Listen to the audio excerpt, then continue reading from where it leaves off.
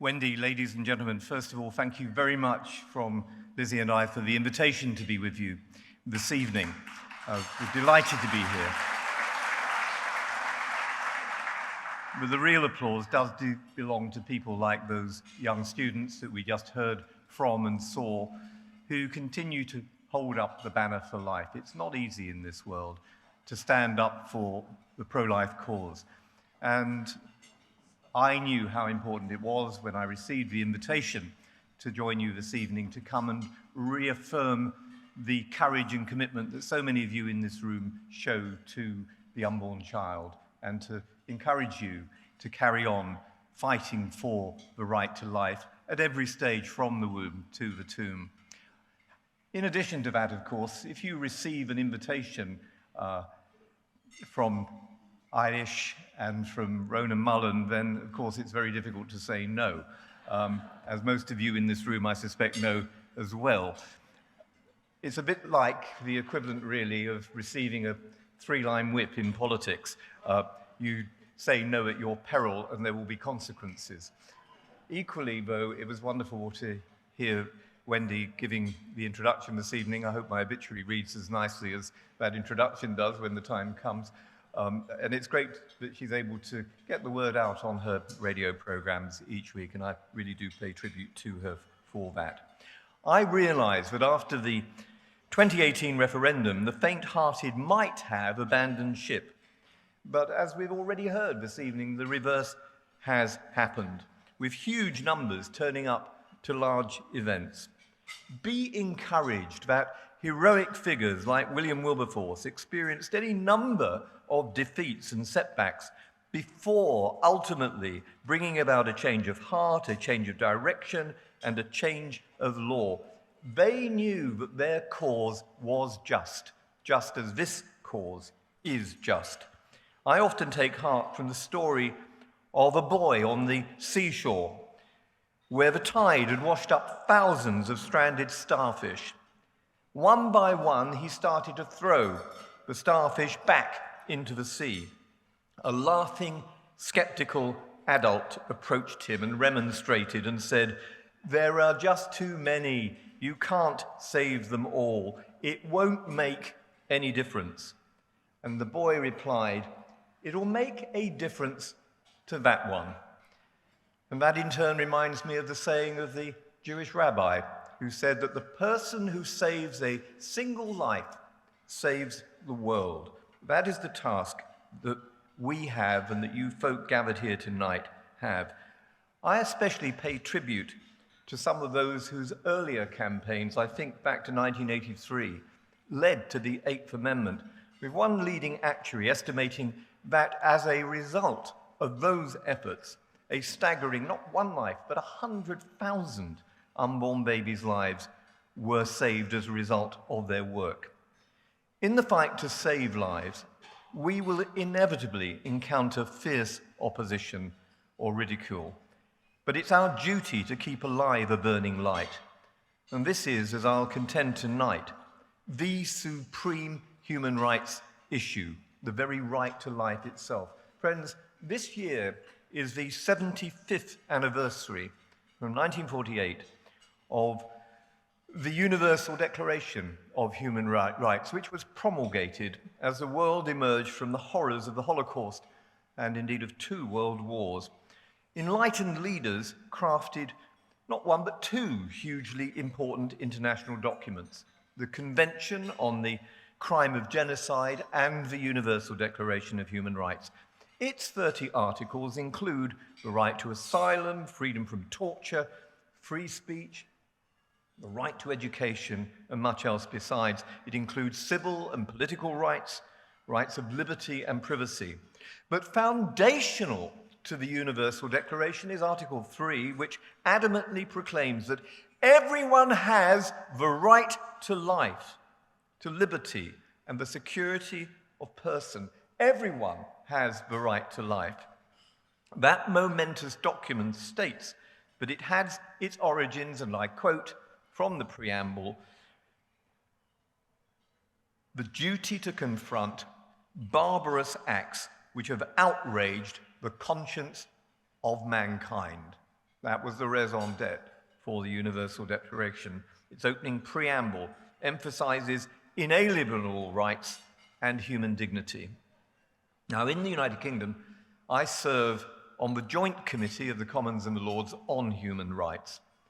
Be clear, it's illogical when a concern for rights isn't reinforced by a concern for duties, especially to the weakest and the voiceless.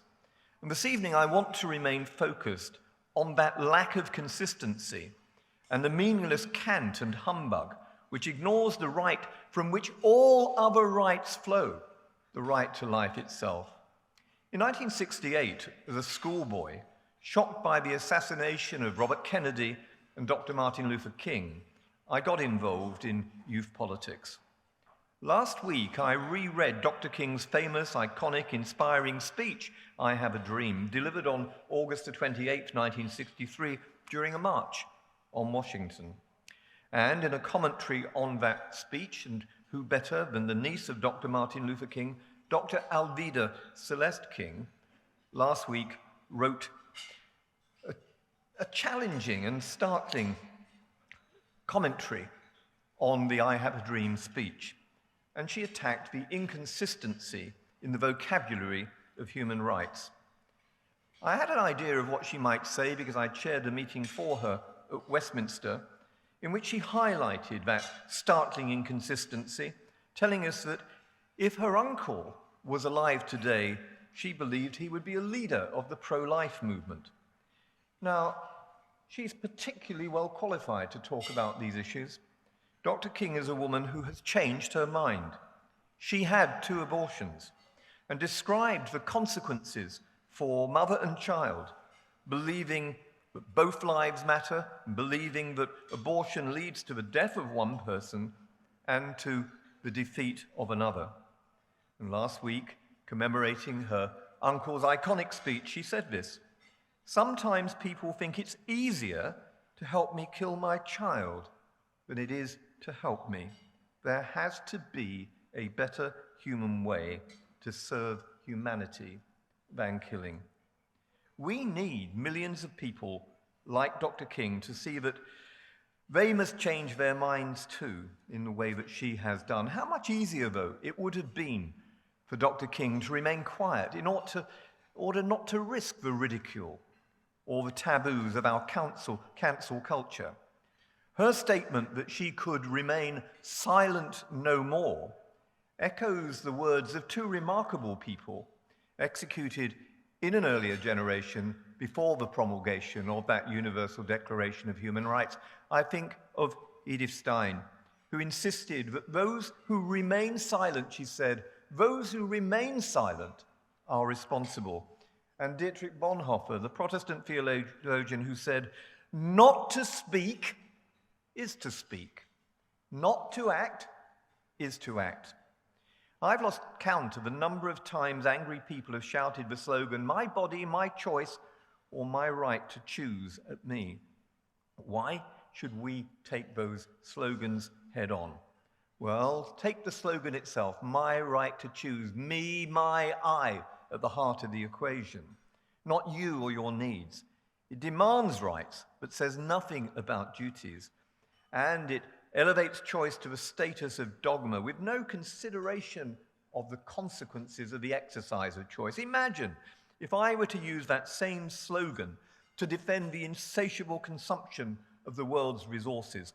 How would the Green Movement respond? Imagine if I used it to justify some act of cruelty to animals. How would animal rights activists respond? Imagine if I used it to justify appalling discrimination against a disabled person, or a person of color, or a person of a different sexual orientation. And rightly, the protest wouldn't be far behind. I often think that the day a fox or a transgenic pig arrives at Westminster or the Doyle, brandishing placards saying, "Save the unborn child," or "Save the human race," we might wake up to the sheer illogicality of the positions we strike. We have a great deal of PC these days, political correctness. But I would say particularly to those of you who are thinking of being involved in politics or public life, We need less of that kind of PC and more of a different kind of PC, political courage. We have got to...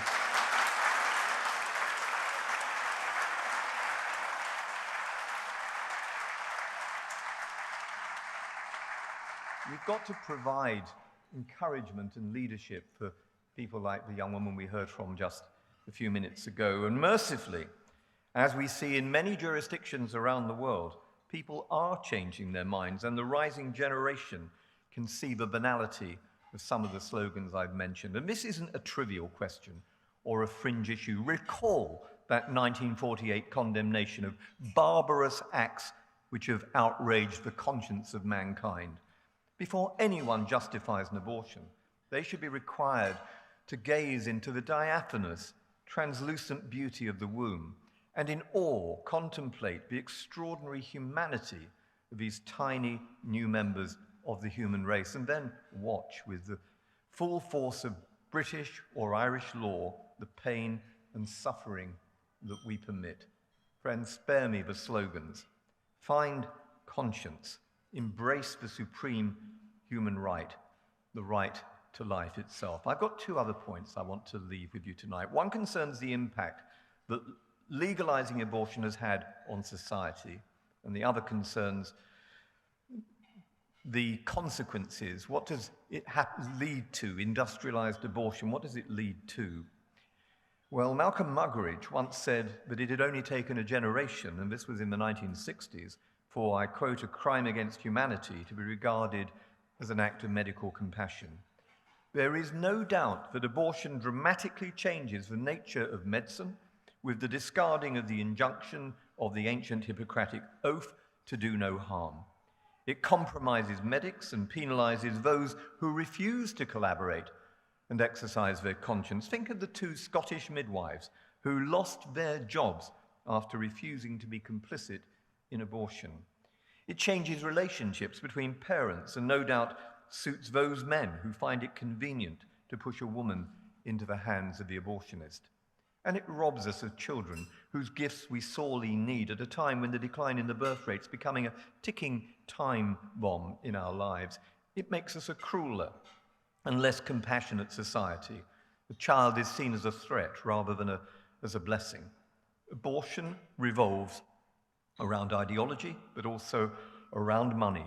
We've created a system which generates millions of pounds for individual abortionists and their clinics, where in a monumental conflict of interest, we allow them also to act as the counsellors and referring agents. My other point is about the elastic law of endless extension. What happens when you discard the belief that the right to life is a foundational right? Once you do a little bit, to what does it lead? Well, in Ireland, as we just heard, there have been nearly 34,000 abortions since the law was changed. And that's, as we heard, about one abortion for every 7 babies that are born. And we know as well that there are already calls within the Irish government to review the law and to provide even more extreme provisions with the full decriminalisation through the whole of the 9 months of pregnancy. And what does that replicate? Well, in 1967, Britain was told that abortion would only be used in extreme circumstances. It was a lie then, and it's a lie now. In the UK, not 1 in 7, but 1 in 4 pregnancies now ends in an abortion. That's 200,000 every year. There have been 10 million abortions in the UK since the law was changed, 1 every 2.5 minutes. And in the case of disability, since 1990, abortion is permitted right up to and even during birth. And the consequence of that elasticity in the law has led to 90%, for instance, 90% of all babies with Down syndrome being aborted. And it's led to sex-selective abortions, where little girls have been targeted in acts of gendercide, and of our collaboration in such programs on a massive scale overseas. The UK exported this gendercide under the label of reproductive rights. The result, in communist China, through programs funded in part by the UK, there are now 30 million more men than women because of gender abortions.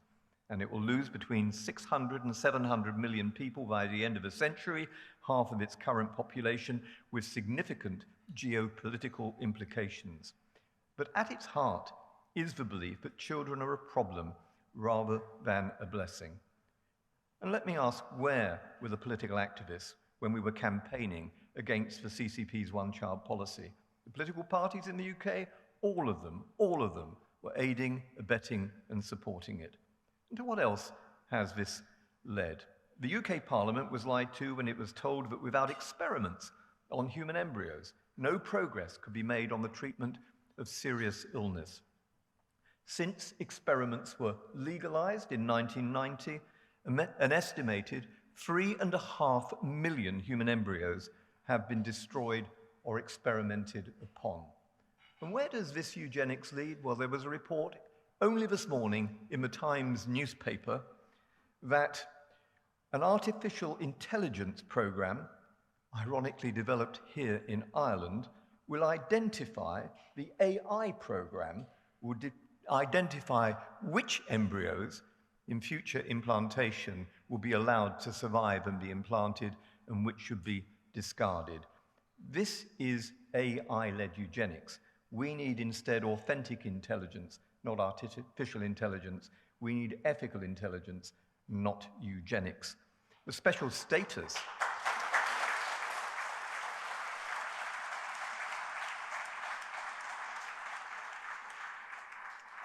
The special status which Parliament was told the human embryo would be given was rapidly jettisoned, and grotesque demands have been acceded to. So the embryo experiments then led to animal-human hybrids and attempts at non-reproductive clothing, procedures that were foretold by C.S. Lewis in his dystopian novel, That Hideous Strength, published in 1945, but this is fiction that is now fact. The subversion of good ethics and good science also subverts the academy and our intellectual life. Listen to the Oxford University ethicist who chillingly says newborn babies are not, quotes, actual persons, newborn babies, with, quotes, a moral right to life. What we used to call infanticide, he calls, his words, after-birth abortion. And this takes us to the next implication, the next runaway train. While many of those who champion euthanasia do so, I'm sure, with the best of motives, I believe that too is a profound mistake. Its advocates suggest it's a well-researched, well-established medical intervention, and that's simply not the case. It's yet another lie. We should oppose it because so-called limitations and safeguards are vague with elastic properties enabling their effortless extension. We should oppose it because conscientious objection of medics are routinely compromised or ignored and arrogantly disregarded. We should oppose it and resist it on grounds of public safety. It is simply not possible to allow euthanasia for a determined few without putting much larger numbers of people at risk. That's what's happened in Holland and Belgium, where there is now even child euthanasia, and it's what is happening in Canada, where only last week a disabled veteran described seeking help to get a chairlift and being offered a lethal injection. Instead of promoting bad laws, legislators, policymakers and governments should work instead for world-class palliative care and resources for healthcare that values assisted living rather than expediting death. Without euthanasia,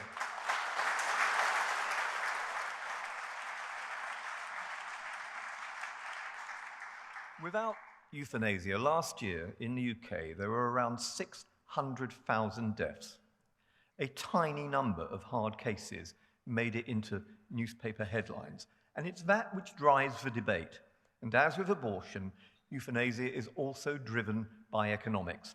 It was Baroness Warnock who led the argument for embryo experimentation, who said this in advocating euthanasia, I quote, "If you're demented, you're wasting people's lives, your families' lives, and you're wasting the resources of the National Health Service.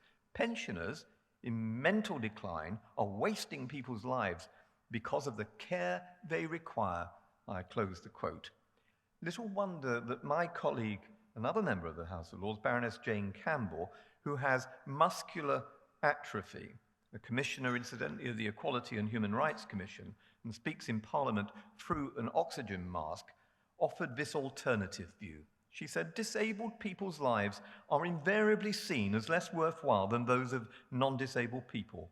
Euthanasia is dangerous and threatening. I and many other severely disabled people will not perceive your support for it as an act of compassion, but one founded in fear and prejudice, and I would add, in this argument about resources. And that takes us back then to the human rights and human dignity of the most vulnerable. Article 2 of the European Convention on Human Rights begins by asserting everyone's right to life shall be protected by law. No one shall be deprived of their life intentionally. No euthanasia, in other words. A right to self-determination is not a right to self-termination. There's no right to die under human rights conventions, and we all know that a so-called right to die very rapidly becomes, if it's resource-driven, a duty to die. Let me draw to a close. As a little boy, my mother took me back to the west of Ireland, to Mayo, to the remote mountain villages around Loch Mask, where she was born and grew up. I wanted to know the story of the abandoned cottages and the people who'd once lived there. 1 million died in the Great Starvation, 3 million emigrated, fulfilling the hope of Malthus, another economist, that, and I quote, a great part of the population should be swept from the soil of Ireland. And they listened as well, not just to his advice, but that of the civil servant Charles Trevelyan, who said that Ireland needed to be cured of overpopulation. 1.3 million of the Irish people who fled the famine emigrated via the port of Liverpool. I've served as a Liverpool Member of Parliament, and the cathedral parish was in my constituency. It was built on the site of the workhouse, where thousands of Irish people died in destitution or poverty. In the neighbouring parish, in 1 week, there were 166 burials. 105 of them were of children.